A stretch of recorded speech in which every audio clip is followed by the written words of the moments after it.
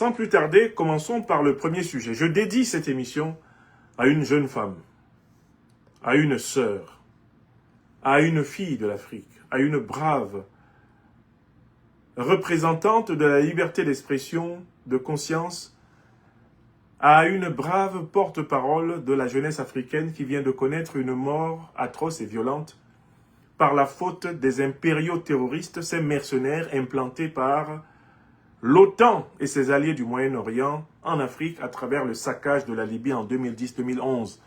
Les mercenaires terroristes d'Al-Qaïda et de l'État islamique viennent de tuer en Mondovision au Mali la TikTokeuse Mariam Cissé. Quand on regarde les images de cet assassinat crapuleux, on ne peut manquer d'être choqué par l'inhumanité, la bestialité, la sauvagerie des assassins. Et l'émotion que nous ressentons devant la vie arrachée à notre jeune sœur, à notre jeune compatriote africaine, Mariam Cissé, pourrait nous amener à oublier que cet assassinat n'est pas simplement un assassinat. Il ne s'agit pas d'un meurtre commun. Il ne s'agit pas d'un crime commun. Ce serait une erreur de la part des Africaines et des Africains du monde entier de ne pas avoir perçu le message qui leur est envoyé. Il y a à peine quelques mois, en Côte d'Ivoire, par la volonté d'Alassane Dramane Ouattara, le satrape reptilien venu de Sendou pour troubler la paix des Ivoiriens, et en renier notre belle terre burkinabé de Sendou, dans l'espoir de troubler toute l'Afrique avant d'être bientôt dégagé, était assassiné un activiste militant, influenceur panafricaniste, le regretté Alino Faso, Alain Traoré. Certains n'ont pas compris ce que Alassane Dramane Ouattara avait mis en place à travers l'assassinat d'Alain Traoré, Alino Faso. Alassane Dramane Ouattara, bras armé du néocolonialisme français et de l'impérialisme occidental en Afrique, ouvrait ainsi une longue liste de tentatives et de pratiques d'assassinat envers ceux qui réalisent aujourd'hui la défaite informationnelle du néocolonialisme français, de l'impérialisme occidental en Afrique, à savoir les leaders, les intellectuels, les militants, les activistes et les influenceurs panafricanistes. En assassinant Alino Faso dans les géoles infectes de Côte d'Ivoire, Alassane Dramane Ouattara annonçait le message de ses patrons, à savoir que, à défaut de triompher dans la bataille des idées, ceux-ci avaient décidé de triompher dans celle des cadavres. C'est une erreur monumentale de la part de ceux et celles d'entre nous qui n'ont pas compris pourquoi les ministres de la Justice du Mali, du Burkina Faso et du Niger ont publié un communiqué historique, inoubliable et officiel, dans lequel ils volaient au secours des intellectuels, des militants, des activistes, des influenceurs panafricanistes menacés à travers le monde. Les gardes des Sceaux du Mali, du Burkina Faso, du Niger avaient compris que ceux-là qui, à travers les réseaux sociaux, contribuent à l'éveil, contribuent au redressement, à la verticalisation des Africains, ont été mis dans des listes rouges, dans un certain nombre d'officines impérialistes, néocolonialistes, racistes, discriminatoires, barbares, occidentales et moyen-orientales, et qu'on avait décidé, à défaut de pouvoir les vaincre par la force de l'argument, de tout faire pour les vaincre par l'argument de la force. En réalité, le néocolonialisme français, se sentant défait sur le plan intellectuel, sur le plan théorétique, sur le plan médiatique, sur le plan spirituel, sur le plan moral, par la mobilisation panafricaniste, le néocolonialisme français a déterré la hache de guerre et a proclamé une guerre informationnelle contre tous ceux qui défendent les 4 thèses suivantes. Non à l'occupation de l'Afrique par les armées néocolonialistes françaises et impérialistes occidentales et moyen-orientales. Non à la permanence de la monnaie criminelle, la monnaie absolument abjecte, scandaleuse, la monnaie diabolique du franc CFA créée en 1945 par De Gaulle et Soustelle pour soustraire aux Africains leurs richesses. Non à l'ingérence des puissances étrangères occidentales et moyen-orientales dans la désignation des dirigeants africains.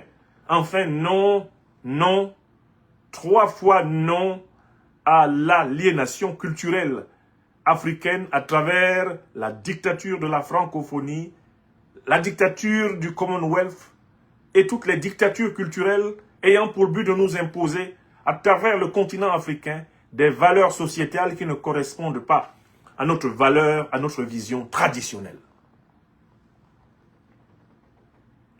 À défaut de pouvoir nous affronter sur le terrain des idées, qui est celui de la noblesse du combat de l'esprit, le néocolonialisme français, l'impérialisme occidental et moyen-oriental ont décidé de nous affronter sur le terrain bas de la matière et de nous écraser physiquement pour nous empêcher de participer à l'éveil de notre continent.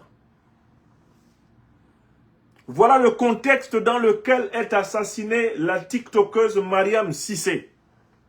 Mariam Cissé n'est pas assassinée parce que ses idées en tant que telles ne plaisaient pas à tel ou tel chef terroriste, mercenaire de l'impérialisme occidental, du néocolonialisme français au Sahel. Elle est assassinée parce qu'on veut nous envoyer à tous et à toutes, nous qui nous exprimons sur les réseaux sociaux, pour soutenir l'effort d'émancipation africaine. Le message qui nous est envoyé là, c'est un message de menace d'assassinat. Les millions d'Africaines et d'Africains qui sont sur les réseaux sociaux et qui m'écoutent ce soir, et j'espère que cette vidéo sera partagée, doivent entendre que la mort de Mariam Cissé est une menace de mort.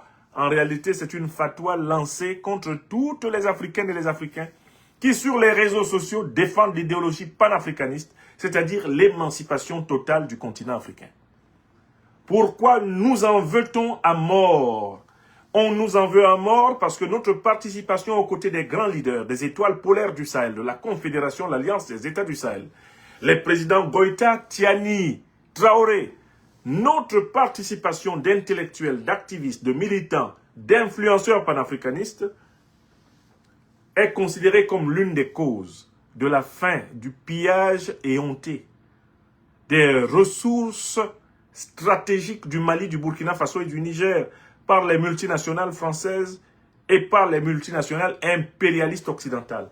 Mariam Cissé est assassinée parce qu'on lui reproche d'avoir participé à la conscientisation du peuple africain tout entier. On lui reproche d'avoir fait ce que je suis en train de faire. On lui reproche d'avoir fait ce que plusieurs intellectuels, militants, activistes, influenceurs, panafricanistes font au fil des jours. Renverser la vapeur du mensonge, restaurer le désir de souveraineté, de dignité et de prospérité partagée, restaurer l'ambition d'un développement endocentré de l'Afrique contemporaine. Pour nous empêcher d'éveiller les Africains, on a mis en place des machines à tuer. Je suis choqué. Je suis choqué, non pas simplement par la brutalité des assassins de Mariam Cissé. Je suis choqué par la torpeur des opinions africaines devant ce crime abject. Je suis choqué par la relative indifférence de plusieurs milieux prétendument panafricanistes à travers le continent africain, les diasporas qui n'ont pas compris que l'assassinat de Mariam Cissé est un coup de poignard planté dans chacun de nos dos. C'est nous tous qu'on vise. Ne tombons pas dans le syndrome du village A, du village B, du village C. Certains sont assis devant leur caméra depuis plusieurs jours et semaines et se disent « c'est Mariam Cissé qui a été tuée le 7 novembre 2023 25, à la limite, elle n'a pas eu de chance. Elle se retrouvait entre les griffes des impériaux terroristes. Eh bien, perd son âme. Ils n'ont pas compris qu'à travers l'assassinat de Mariam Cissé, on leur annonce exactement, les uns comme les autres, le même programme. Voilà ce qu'il y a de grave aujourd'hui en Afrique. Lorsque le péril frappe l'un d'entre nous, certains ne se rendent pas compte qu'ils sont les premiers visés. Quand le péril les frappe, à ce moment, ils souhaitent que les autres se rendent compte que ce qui les vise les concerne. Et les autres, à ce moment, pensent que ça ne les concerne toujours pas. Ainsi, les négriers, les racistes, les colons, les néocolonialistes attaquaient le village A. Et le village africain B disait, tant que c'est le village A qui est attaqué, cela ne nous concerne pas. Une fois qu'on avait fini de rasier le village A, on attaquait le village B. Et à ce moment, le village C disait, tant que c'est que le village B et le village A qui sont attaqués, cela ne nous concerne pas. Et quand on avait fini de saccager le village B, on attaquait le village C. Et le village D, à ce moment, commençait à dire, oh, pouce déchiré, nous au moins on a la chance. Nous ne sommes pas concernés. Nous ne sommes pas Mariam Cissé. C'est pas nous qu'on tue. Et c'est ainsi qu'on est allé de A jusqu'à Z pour massacrer les Africains plusieurs fois lors des siècles précédents. Alors, Mariam Cissé n'est pas morte pour elle-même. Elle est morte pour la vérité, la justice, la solidarité des Africains. Mariam Cissé a été assassinée à titre modèle, à titre exemplaire. Le but étant d'intimider tous ceux qui tiennent une parole de vérité et de justice pour l'Afrique. Est-ce que vous me comprenez? Mariam Cissé est une martyre de la mobilisation, de la sensibilisation, de la résistance informationnelle africaine. C'est une martyre du combat des Africains pour que le narratif sur notre continent ne nous soit plus jamais dicté par des puissances étrangères. Elle a été tuée parce qu'elle participait à porter la parole des voix qui n'ont point de voix. De voix qui s'affaissent, dirait Aimé Césaire, au cachot du désespoir. Voilà pourquoi il faut considérer Mariam Cissé comme une icône de notre résistance. Nous qui avons pris la parole sur les réseaux sociaux pour contrer les médias mainstream du néocolonialisme français, de l'impérialisme occidental, qui imposait une version tronquée de la situation historique de l'Afrique. Voilà pourquoi nous ne pouvons pas, face aux martyrs de Mariam Cissé, nous permettre de nous taire. Nous ne pouvons pas faire comme si nous n'avions pas compris que c'est un message qui nous est adressé à tous. L'assassinat de Mariam Cissé est un coup de poignard planté contre l'ensemble des intellectuels, des militants, des activistes, des influenceurs au service de l'éveil africain. Celles et ceux qui recevront ce message sont priés de dire quelque chose en la mémoire de notre jeune sœur bien-aimée. Le sort qu'elle a connu est celui qu'on veut nous réserver à tous. Nous aurions bien tort de ne pas, dans ces circonstances, prendre conscience de la nécessité de combattre, unis et solidaires, afin de vaincre. Comment pouvons-nous daigner accepter qu'en 2025, on assassine une jeune femme au motif que les idées qu'elle défend sur les réseaux sociaux africains, des idées légales, légitimes, des idées nobles, ces idées ne méritent pas d'être portées par des voix humaines. Puisse cette intervention, ayant pour but de rappeler à toutes et à tous que nous sommes collectivement visés à travers Mariam Cissé, puisse cette intervention aider à ce que sa mémoire soit saluée, que les plus hautes autorités du Mali et du Sahel, que les Africaines et les Africains éveillés du monde entier donnent à Mariam Cissé la place qui est la sienne. Cette jeune femme mérite un monument dans la confédération de l'Alliance des États du Sahel, car elle représente ce courage par lequel des civils, des particuliers, des intellectuels, des militants, des activistes, des influenceurs ont pris à cœur de défendre la cause de notre peuple, c'est-à-dire celle de sa souveraineté, de sa liberté de choix stratégique et de la défense de ses intérêts vitaux. Mariam Cissé, jeune sœur bien-aimée, vous n'êtes pas morte pour rien. Vous n'avez pas été martyrisée pour rien. C'est pour féconder la souveraineté africaine retrouvée que vous avez connu la mort atroce qui vous a été infligée.